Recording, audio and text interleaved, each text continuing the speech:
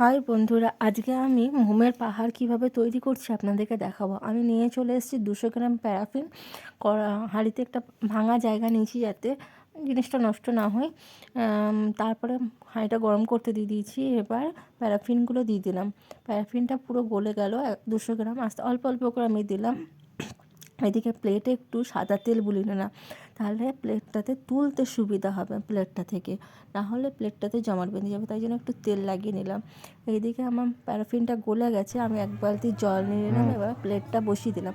আস্তে আস্তে এর ওপর, প্লেটটার ওপরে আমি এবার ঢালতে থাকবো মোমটাকে। গরম মোমটা থেকে আস্তে আস্তে প্লেটটাকে এক হাত দিয়ে ভেতরে ঢোকাবো জলের ভেতরে, আর এক হাতে মোমটা ঢালতে থাকবো।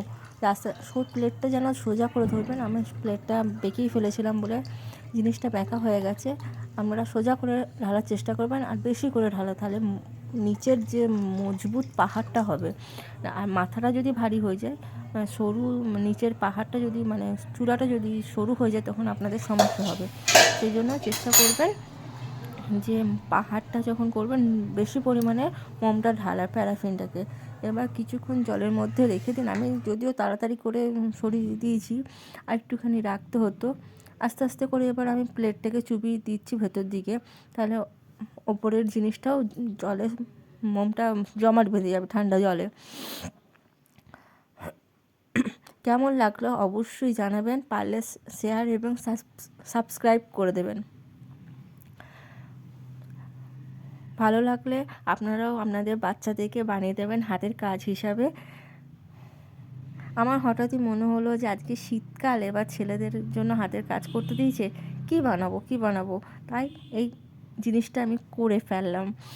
ছেলেও একটুখানি এই মোম গলানোটাই ছেলেরা হাত দিতে দিই, এই টুকটাক বাকি কাজগুলো একটু হাত দিয়েছে ওকে। দেখুন, তারপরে আমি ওদিকে তুলে নিলাম এবার পাহাড়টাকে একদম। এবার এটাকে বেশি চাপ দেবে না, কিছুক্ষণ পর ওই প্লেটটা থেকে ঘুরিয়ে ঘুরিয়ে তুলে নেবেন। আমি তুলে নেবো, দেখবেন পুরোটা প্লেটটা থেকে তুলে নেবো। আমরা ওই ভিডিওটা করতে পারিনি, ভুলে গেছি। তো একটু টেনশনে ছিলাম কেমন হবে না হবে। আমি প্রচুর পরিমাণে এদিকে তুলো কিনে নিয়েছি, সবুজ কাগজ কিনে নিয়েছি, শোলা কিনে এনেছি, আর একটা সান্তাক্লজ কিনেছি। ঘরে তো রং থাকি। এবার তুলো দিয়ে আমি মাথায় বরফের ঝুল করে দিয়েছি, আর নিচেটা প্রচুর পরিমাণে তুলো দিয়ে দিয়েছি বরফ হিসাবে।